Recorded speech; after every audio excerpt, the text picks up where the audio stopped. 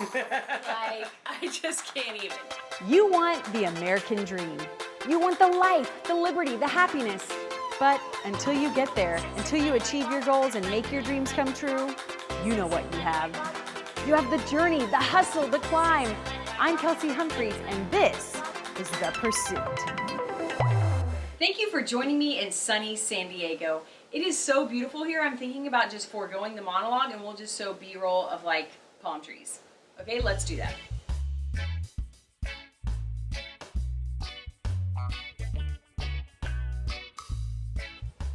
Snap back to reality, because even though the weather might be dreamy, apparently the traffic is not.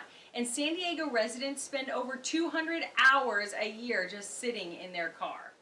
But at least they have nice scenery when they're driving around. And I didn't realize, but apparently a lot of that scenery is made up of farms. There's over 7,000 farms in San Diego, the most farms in one city and anywhere in the US, which I just really would not have thought of. But aside from all of the farms, it's also home to Cameron Diaz and Blink 182 and the man behind Dr. Seuss, and someone I know you all know, my guest today, John Lee Dumas. John is the founder and host of Entrepreneur on Fire, which, guys, if you haven't heard of that, like, what are you doing with your life? It's an award-winning podcast revealing the journey of today's most inspiring entrepreneurs 7 days a week. Entrepreneur on Fire generates over $250,000 a month in revenue and offers a free 15-day course on podcasting at freepodcastcourse.com. With over 1 million unique listens a month, Entrepreneur on Fire has inspired Fire Nation to take control of their life and take the entrepreneurial leap. Say your line. Are you prepared to ignite? Ooh, doesn't that get you pumped? John, thank you so much for letting us come hang out today. Yeah, here's my crib, and I'm just excited to be sitting next to you. Yeah, we'll have to take a shot and show everyone the view because it's insane. It's an awesome space, and no wonder you're so inspiring, and because you can be inspired every day. So I like to kind of start at the very beginning of the story. So what's interesting is that even though I've been listening to you for a while, I went, for this interview on your About page, and I didn't realize just how many things you had tried before. And I knew you were in the service. Thank you for your service, of course. But I didn't know all the other things you did after that. So kind of start us back at the beginning, like after you got out of the Army or in the Army, wherever, and then walk us to like when you started the podcast. Yeah, my 20s were a very formative decade. And that's the case for a lot of people. Yeah. It's kind of the trying decade, so to speak. So when I graduated at 22, I was immediately commissioned as a second lieutenant in the U.S. Army. And what was pretty interesting about that is it was 2002. So I was the first class post 9/11 to be commissioned officers. So we knew for sure that our 4 years of active duty were going to be very serious. And they were. I did a 13-month tour of duty in Iraq and, served during combat. I mean, it was a really intense time. But I got out at 26, and I was very happy and proud of my service. And I'm like, okay, my life's ahead of me. Like, what's the next challenge? The first 26 years of my life have been great. First 18 years, typical, then college, now the Army. What's next for me? I'm free. I have some money in the bank. I can do anything. And so I chose law school. And that was a huge mistake in hindsight. I come from a family of lawyers. My father is, my grandfather, judges in the family. I mean, it's all around. I mean, that's just how it was. And so I thought that might be the step for me, but it wasn't for me. I quit after one semester, and it was brutal. Up to that time in my life, Kelsey, like I was, this perfect model child and then adult. I mean, I'd done all the right things. Army, I was a cadet, then I went into the Army and I served our country, and like I was this model son, basically. This was the first major disappointment that I just tossed on my parents' lap. Wow. And I would follow with a few more, but that was my first. Right. And then I escaped to India for 4 months. And I was just like, I'm going to go find myself. I need to get out of this, let this settle down, let my parents recuperate a little bit. They had told all their friends and family, like, John's going to be this big lawyer. Yeah. So I escaped to India, come back. I tried corporate finance. I have always been passionate about finance, but corporate America just wasn't for me. And 18 months of that, I skipped out, tried commercial and residential real estate for over 4 years. Oh, wow. Both here in San Diego and then back in Maine. I was just trying to find myself, trying to find my place. And I loved consuming podcasts. I was obsessed with just listening to podcasts. It never crossed my mind for a while that I was going to produce a podcast. But it got to that point where I saw what was missing in the podcasting space. And that was a 7-day-week podcast that interviews inspiring and successful entrepreneurs, because I wanted to listen to one every day. But, people like, our mutual friend Pat Flynn, he was doing a great podcast, but it was only twice a month at that time. That wasn't enough. I was driving to work every day. I was going to the gym. I wanted a daily podcast. It didn't exist. I decided to take a little cue from Gandhi and be that change that I wanted to see in the world. Yeah. Now, you said that you had a mentor that helped you at the beginning. Is that right? The smartest thing that I really should say that I did, and my biggest early success, was making that realization that I needed a mentor. Because, again, I only knew how to press play on a podcast, nothing else. So I looked out there to the podcasters that were currently at where I wanted to be. I think that's so critical. So many people go after mentors just because they're successful at something.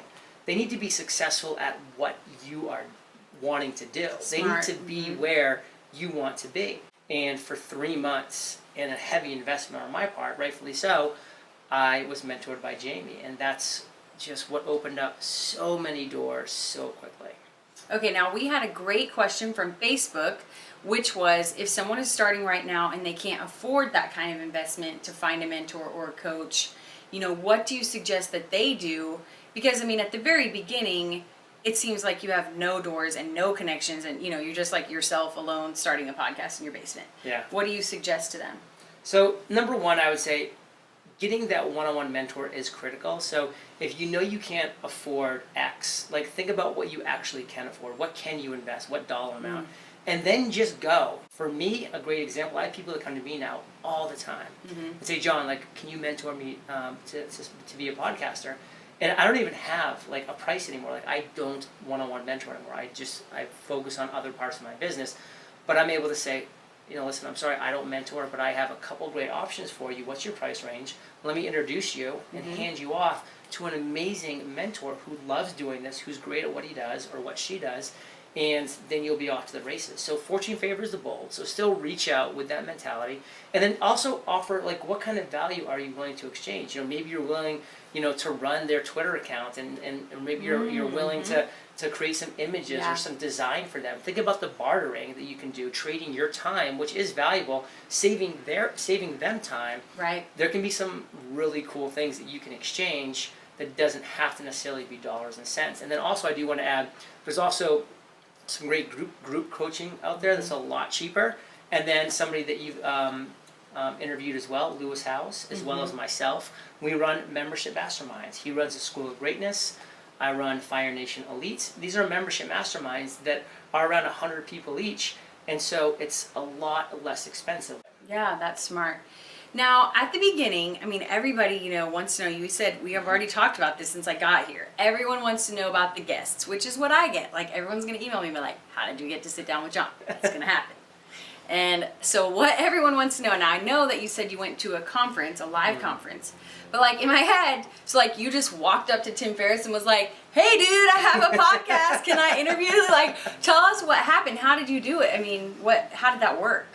So it's building the platform, and it's really building it one relationship at a time. So for me, I was able to push a fast forward button more than some other people will be able to, because again, I was 32 years old.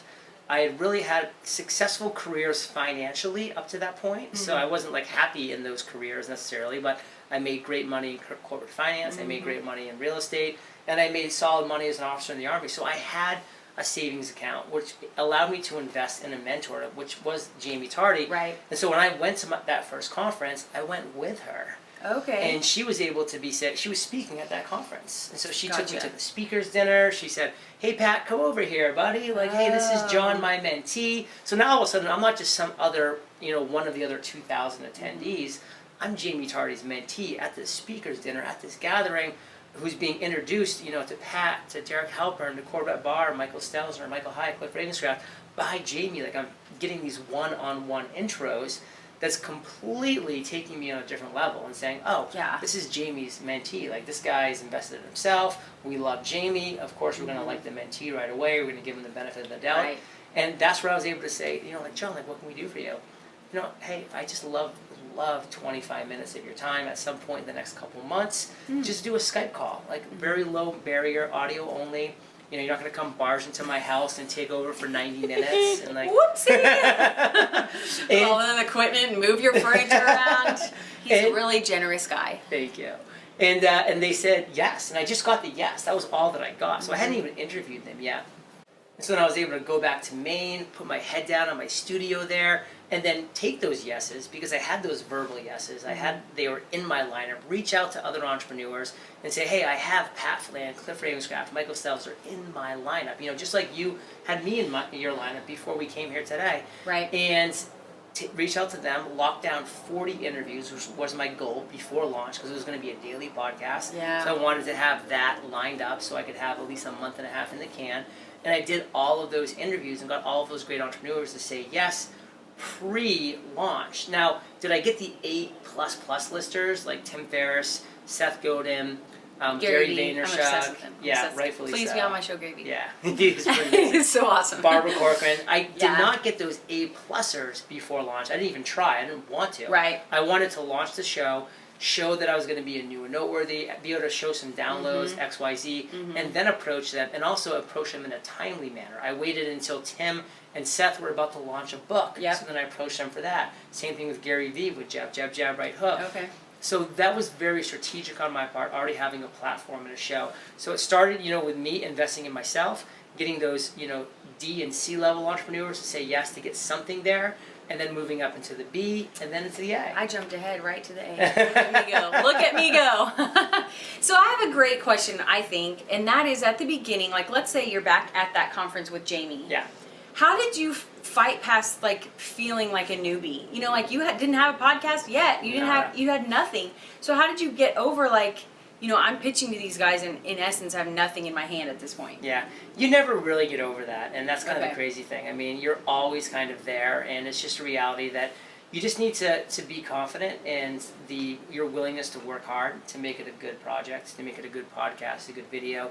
You need to trust in yourself that, you know, you're going to put in the time, effort, and energy to really make it worthwhile. And then you just need to realize that these people are just entrepreneurs too. They're just people. They're just humans. Mm-hmm. You know, they put their pants on one leg at a time, and or as Chris Brogan would say, you know, I have somebody else put my pants on one leg at a time, just like you. I mean, That's good. I hadn't heard that. That's funny. Okay, so obviously you launch. It's like crazy successful. Did you have any idea the amount of work a 7 to 8 podcast was going to be? I did, because I had this mentor, Jamie, and I was in Cliff Ravenscraft's podcast mastermind, and they said, John, you're insane. It's going to be so much work. Don't do a 7-day-a-week podcast. Do a 1-day-a-week podcast. And I think this is really important too, is that you need, as an entrepreneur, to really take the great feedback and the great advice from those who have come before you, from those who are mentoring you, but at the same time, you need to listen to your gut, to your intuition.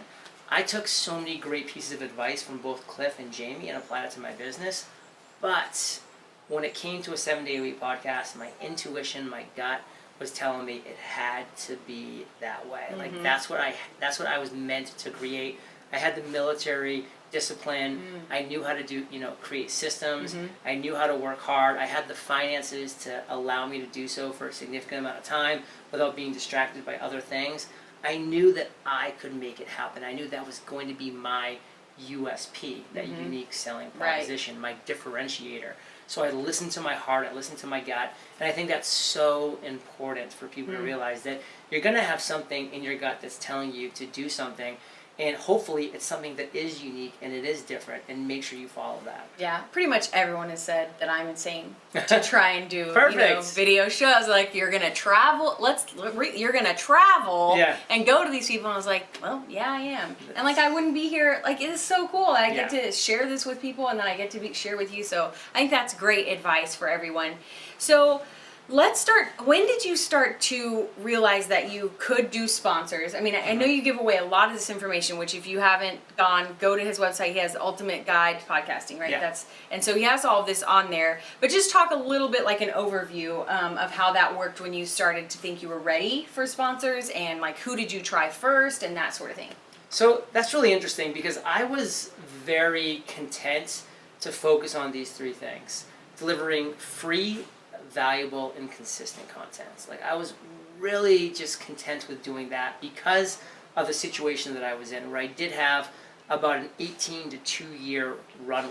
month to 2 year runway where I wasn't. Financial runway? Yeah. I wasn't. Oh, boy, howdy. It wasn't mandatory. That's awesome. That I generated. And I Yeah. definitely say that I was very fortunate for that, and I was living, below my means. I mean, I was living in Maine, it was like Oklahoma, cost of living. It's not like it was San Diego. Yeah. So I was being very smart and very diligent about that and being very frugal with where I, and I was even willing to move back home if I had to. Like, that was how committed I was. I never had to take that step, but, it was a step that I was willing to take for sure. And so for me, I wanted just to focus on growing the audience by delivering free, valuable, and consistent content. Free, that's a podcast. Podcast is free. Valuable, I couldn't deliver the value at the beginning because I didn't have anything of value to share. But the interview-based show, my guest did, so that was a valuable podcast from day one because of them, thankfully. And then consistent. Daily is the essence of consistency. Right. So using those three ingredients, plus perseverance, I grew an audience over 6 months. And that first 6 months was really no revenue, but I wasn't trying for revenue. I could have monetized earlier if I wanted to, different ways, but I was just looking to grow the organic audience. And then I was actually approached by a broker who does sponsorships, themidroll.com. And the midroll said, hey, we love what you're doing. We currently promote a lot of comedian podcasts, but we're looking to get into the business space. We see your podcast. We love the fact that it's daily because that gives us 30 possible sponsorship spots per month. Yeah. What do you say about trying some sponsors? And that month, the first month that we tried it was April 2013, just 6 months post-launch. Wow. And we generated $15K in sponsorships. But in 2014, we brought in just, under $3 million. But then you like a lot of entrepreneurs and people in the online space, you realize, like, I know a lot about podcasts now, so I can teach other people. How did you figure out which to try first, and which were some harder than you thought they'd be? Because I think everyone in our space thinks, as soon as I have knowledge, I'm going to make a course, Yeah. But I don't think it's that easy. I haven't made any courses yet, but it just seems like a ton of work to me. So how did that kind of time out? It's a really important question to address, and I think a lot of people approach it from the wrong angle. They think that, hey, and I approach it from the wrong angle as well initially, because you think that, hey, I am, interviewing all these successful entrepreneurs, they're going to give me great business advice, I'm going to take this business advice, and then I'm going to turn it into business products, and I'm going to offer it to my audience who's listening, who wants this business advice, and it makes sense. But the reality is this, that could work, but it also might not work. And so what I found is to be a surefire method to create any course, product, service, community is the following. And I'll take you through the Entrepreneur Fire evolution. So first and foremost, my focus was on building an audience. That was where I was at. That's where my head was at. I was so just focused on that. And what the huge benefit of that was is that once I grew this audience, I then realized the most important question that I can ask. And it's all about asking the question. And that is, what is the number one thing you're struggling with right now? And then you just listen. You listen to your audience coming back to you with their pain points, their obstacles, their struggles, their challenges. And you decide which one is the most and the biggest and the largest struggle, and you create the solution for them. So they're telling you what to do. This isn't coming from your head, from your mind. This is coming from your audience, the people who are going to be your clients, your customers. They're telling you. So my audience was telling me, John, we're loving the podcast. We want more access to you. But we also want more access to other entrepreneurs who are listening to Entrepreneur Fire that are probably high level too, because we know the importance of a mastermind. We know the importance, of all ships rise in a high tide. That you are the average of the 5 people we spend the most time with. I don't have 5 people. I live in Oklahoma or Tennessee or wherever. I need that mastermind. So that's where we came up with the idea for Fire Nation Elite. That was the first community that we launched. Okay. And that was immediately a 5-figure revenue generator per month. Before I spend 1 minute, and this is huge, before I spend 1 minute sitting down and crafting this massive community, I need to know that there's a starving audience. And a starving audience takes out their wallets and pays for something when they need it. That's the only way people vote. So I held a webinar, and I said, hey, on this webinar, everybody on this webinar intimated they wanted a podcasting community. Put your money where your mouth is. If you are one of these early bird members, if you're a founding member of Podcasters Paradise, this is what it's going to look like. This is the outline of what I'm going to create. It won't be created for 45 days. It's going to take me that long. But you're going to be able to get in at $200 right now. $400 is what's going to be the price when I open the doors in 45 days. You have the option today to be an early bird, to be a founding member, to be in the beta group, and get in for the lowest price by half that I'm ever going to offer Paradise for. And in fact, if not enough people come in today, I'm just not even creating this at all. I'm going to go find another idea that people will pay for. Smart. My number was $5,000. 35 people signed up at $200 for a total of $7,000. Yep. So we got over what my $5,000 limit was, and we drove forward with that. So we spent the next 45 days with that beta group creating the tutorials that they wanted. They helped me out there. Creating the actual Facebook group, the resources page. And then when we opened the doors 45 days later for the first time to the public, I already had a thriving community with tutorials, with a thriving Facebook group, with a resources page, all of what they needed and all of what they wanted. And it was a proven commodity that had already made $7,000 before I even opened the doors. Wow. And then from that point, I knew it was a winner. So I could pour in Facebook advertising and YouTube advertising, get more people on webinars, and create and grow what has now turned out to be the #1 podcasting community in the world. Over 2,200 members. Since October 31st, the day we opened, 2013, so 17 months ago, has done over $2.5 million in revenue. And it's all based on that first put your money where your mouth is. Like, that's what it came down to. Like, I just can't even. I can't even. Okay, so I do have a good question, I think. You keep talking about getting the answers from them as to what they want and getting the feedback. Is that an email? Or where are you asking did you have a Facebook group where you asked them where they were struggling with? Or where did you reach them to ask them those questions? I love the idea of people starting up Facebook groups as soon as they're doing anything, because that's an amazing place to communicate. It's a great place of gathering. You know, people get notifications when they log in. Oh, so-and-so mentioned you in a comment. So I love that. It wasn't as huge an opportunity back when I started, so I didn't do it that way. But I think now in 2015, that's a great way to go. So for me, it was on the podcast. I would talk about it, and I'd give them a call to action at the intros, at the outros. I would also do it in my email newsletter. I would do it via social media. I would actually, send out messages and say, hey, I'm doing 5 phone calls, 15 minutes each this Friday. First 5 people to sign up for it, I'm going to talk for 15 minutes. For free? For free. Okay. Totally. And the thing is that it's so important, and this is even a Brad Feld quote, the founder of Y Combinator, like, do things that don't scale. Like, when you can do things initially that don't scale, then you can learn what to do later that will scale. So speaking of discipline, what is a day like? Like, so many products that you're doing and so many, it just seems so big. Like, how do you manage that in your average day? Yeah. So it always starts off waking up after 8 hours of sleep. I mean, I am big on getting sleep. And then I get up and there's a non-negotiable 35-minute power walk outside on the bay. I have my little hand weights and I'm doing the pumping and I'm doing my breathing. That's awesome. I'm doing my breathing exercises. When I come back, I'm immediately pounding a liter of water. And that's not as much as it sounds.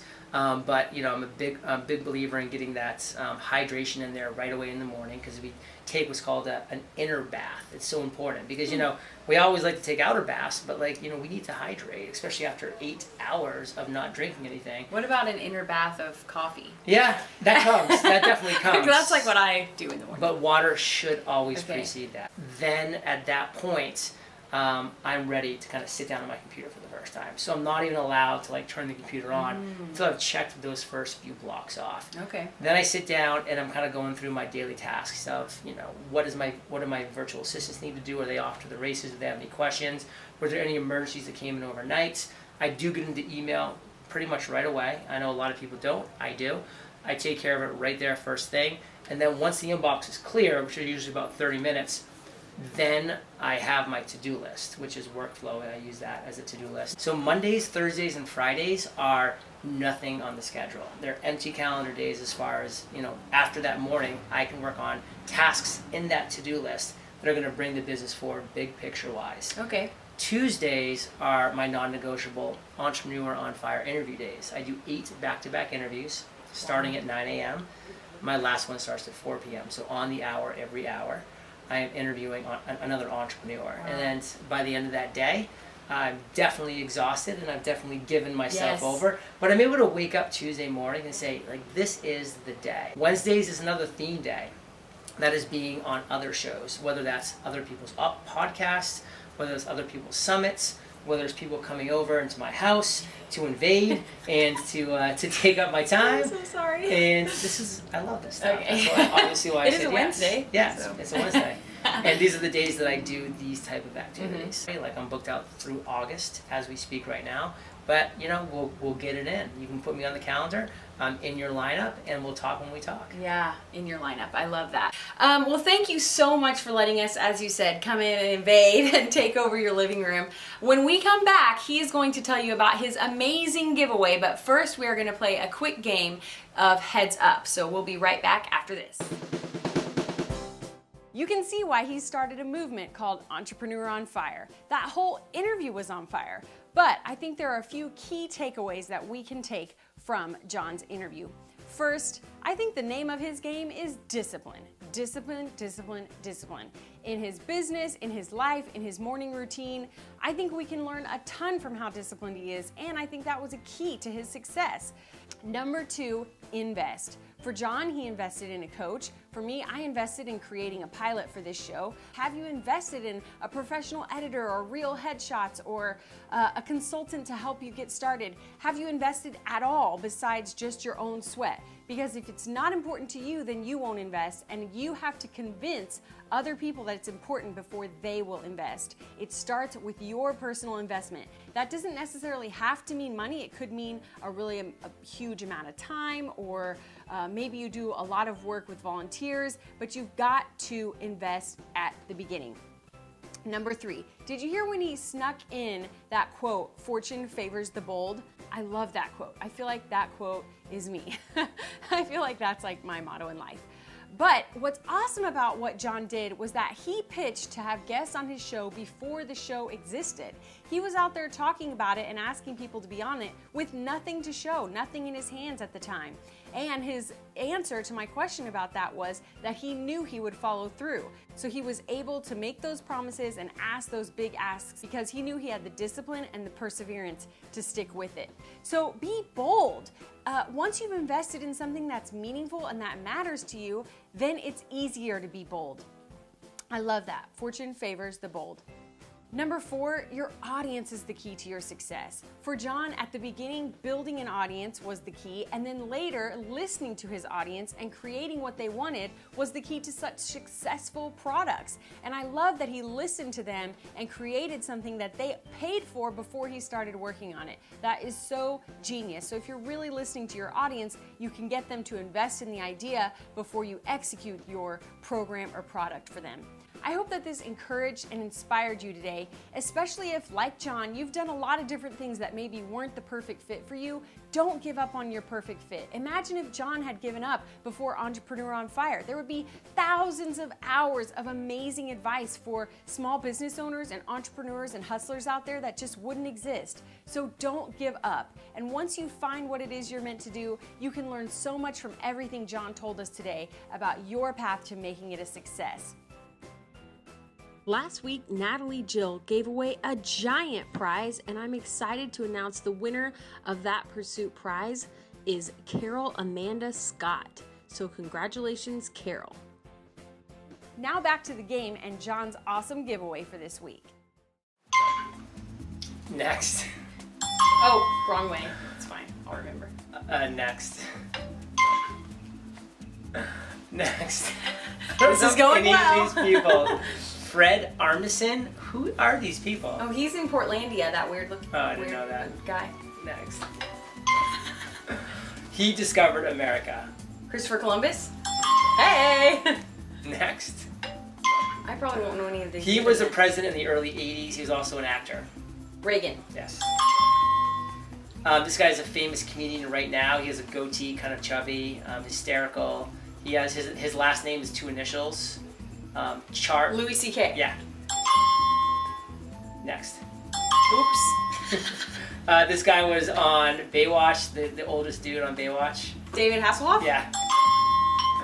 This guy like does all the scary movies. He's the producer. M. Night Shyamalan? He's the producer, the director of like Pulp Fiction. Martin Scorsese. Yeah.